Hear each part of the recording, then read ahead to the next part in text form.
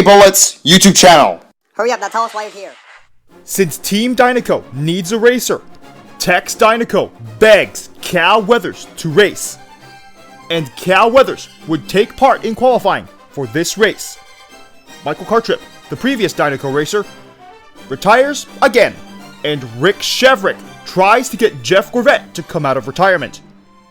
And Jeff Gorvette, who now looks like this, his new look. But you're probably wondering, why is he number 88? Well, Alex Blowman failed to qualify for this race.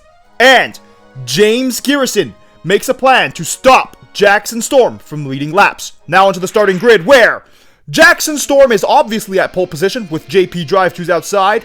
Row 2 has Dan Garcia and Steve Slick LePage. Quite slick with that qualifying time. And row 3 has Tim Treadless and Chris Roman to his outside. Row 4 has Aaron Clocker and Herb Kerbler. I wonder how they'll do this race. Row 5 has H.J. Hollis and J.D. McPillar. Both have high expectations for this race.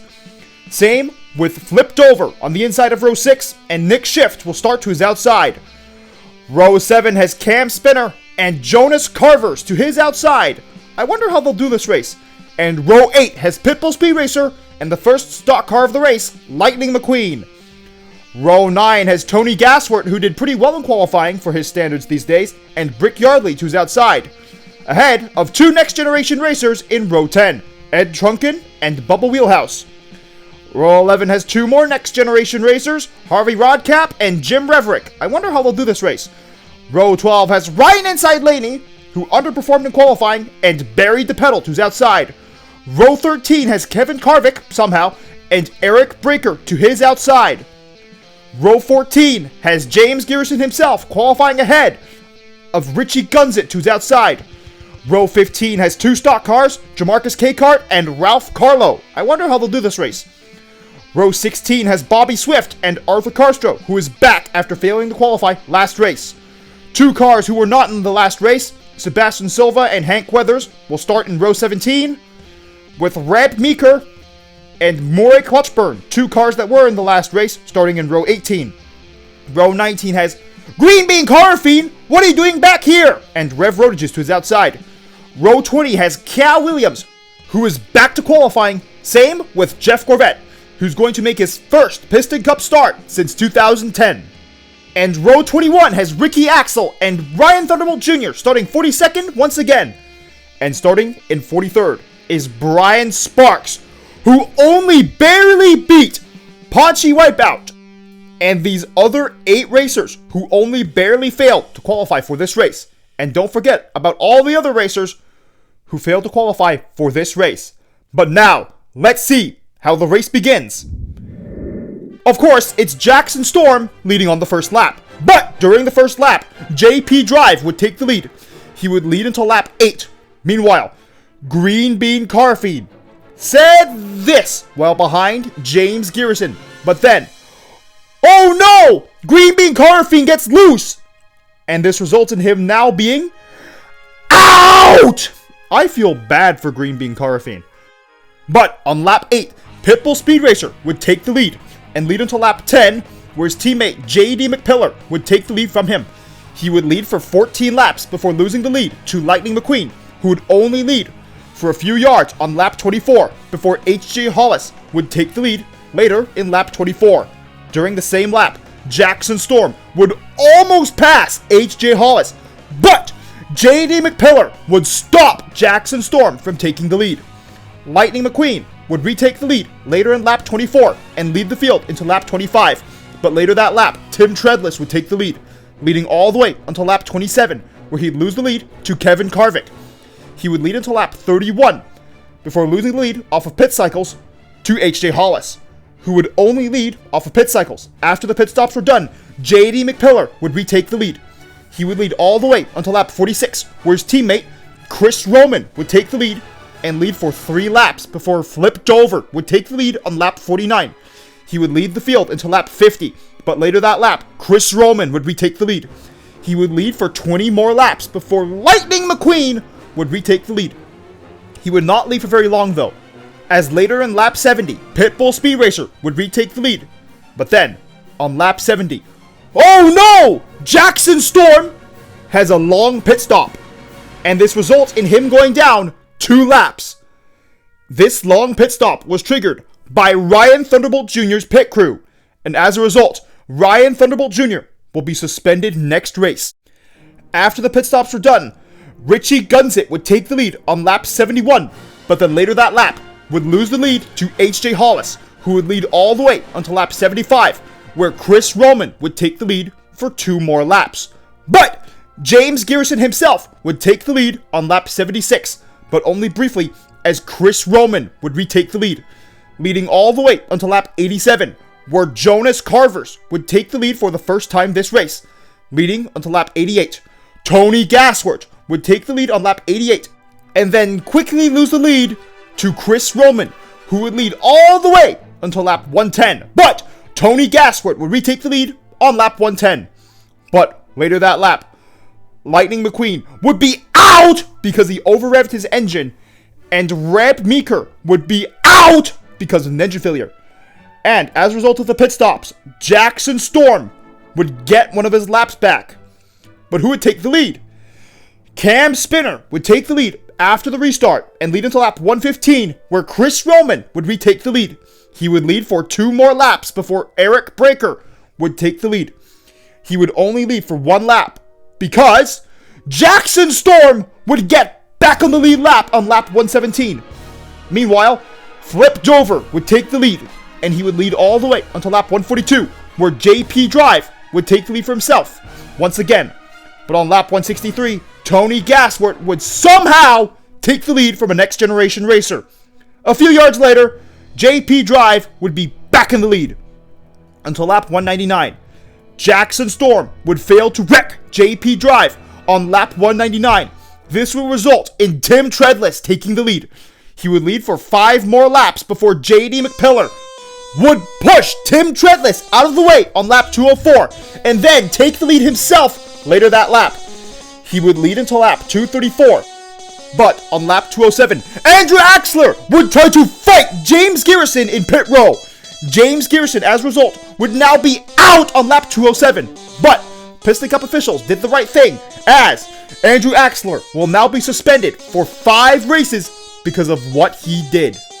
On lap 234, Harvey Rodcap would take the lead and lead for 3 laps before Flip Dover would take the lead once again, leading all the way until lap 262, where Aaron Clocker would take the lead. He would lead for 3 laps, and he would also stop Jackson Storm from taking the lead on lap 265. But he didn't stop Kevin Carvick, as Kevin Carvick would take the lead that lap, leading the field until lap 266, where Ed Trunken would take the lead. He would only lead for about 100 yards because JD McPillar would take the lead on lap 266, leading the field all the way until lap 272, where JP Drive would take the lead, leading for 12 laps before Jonas Carvers would take the lead. He would only lead for about 150 yards before Chris Roman would take the lead, leading the field into lap 285. But JP Drive would take the lead later in lap 285, leading the field all the way until lap 290, where Cam Spinner would take the lead once again. He would lead for 5 laps before JP Drive would take the lead once again, leading all the way until lap 329. But then Jackson Storm would take the lead on lap 329. But then Tim Treadless would push Jackson Storm on lap 329, which would result in Tim Treadless taking the lead. But he wouldn't keep the lead for very long, because later in the lap, JD McPillar would take the lead. He wouldn't lead for very long either, because Herb Kerbler would take the lead very late in lap 329. But early on in lap 330, JP Drive would take the lead, and he'd lead all the way until lap 358, where Bubba Wheelhouse would take the lead. But he'd only lead for about 55 yards before Pitbull Speed Racer would take the lead from him. He would lose the lead to Chris Roman, who would lead the field into the next lap. But on lap 378, JP Drive would retake the lead. He would lead all the way until the final lap, where somehow Tony Gasworth would take the lead. But then JP Drive would take the lead once again on the final lap. But then Jackson Storm would push JP Drive out of the way and then take the lead for himself on the final lap. And he would cross the finish line in first to win the 2016 Leakless 400. And then, an anonymous Piston Cup fan would boo Jackson Storm for winning the race. Well, he won every single race since the Dynaco 400. Share some wins with the rest of us. But anyways, Chris Roman would finish second this race. Aaron Clocker would finish third. H.J. Hollis fourth. Dan Garcia fifth. Kevin Carvick sixth. Herb Kerbler seventh. Flipped over eighth. J.P. Drive ninth. And J.D. McPillar rounding out the top 10. Brian Sparks is the last car to finish on the lead lap this race, finishing 38th this race. I already went over the top 10, with Jackson Storm winning again! Although James Garrison wrecked out, this was generally a good race for Garrison Motorsports, except for the fact that Jackson Storm won. Tim Treadless just barely misses out on the top 10, same with Bubba Wheelhouse, Pitbull Speed Racer, Jonas Carvers, and Eric Breaker rounding out the top 15. Barry DePedal finishes 16th, just ahead of Steve Slick LePage. Not so slick this time. Nick Schiff will finish 18th, Ed Trunken 19th, Harvey Rodcap rounding out the top 20. Jim Reverick earns 100 points, finishing 21st. Cam Spinner, Richie guns it, Ryan Inside Laney, and Tony Gasworth, the only stock car in the top 25. Jeff Gorvette would finish 26th in his first race back since 2010. Cal Williams and Ralph Carlo had okay races. Rev Rodages and Bobby Swift round out the top 30. Maury Clutchburn finishes 31st, but I mean, he's still qualifying, so that's good. Ahead of Brick Yardley and Hank Weathers. Arthur Carstro finished 34th, Jamarcus Capehart 35th. Maybe not the perfect race for Garrison Motorsports. Jamarcus could have done better. But Sebastian Silva finished 37th, just behind Ricky Axel. And unfortunately, everybody behind Brian Sparks misses out on finishing the race. Now, here is the top 20 in points, where Lightning McQueen is still at the top. Tim Treadless is actually second in points now, with Flipped Over actually in fourth. Next Generation Racers are really taking over now. Brick Yardley is not even in the top 5 in points anymore. Harvey Rodcap, Aaron Clocker, Ed Trunken, and JD McPillar, all Next Generation Racers, will round out the top 10, with Dan Garcia in 11th. Over 200 points behind JD McPillar. Ryan Inside Laney, Reb Meeker, James Garrison, and Ricky Axel round out the top 15. Kevin Carvick missed a few races, so he's 16th, just ahead of Chris Roman, Maury Clutchburn, who's still lucky to qualify every race, Jonas Carvers, and J.P. Drive rounding out the top 20. 2 points ahead of Ralph Carlo in 21st.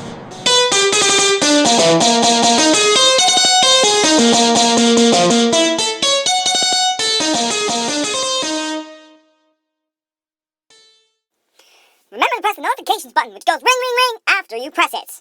And lightning strikes back, and that's as if you subscribed, of course.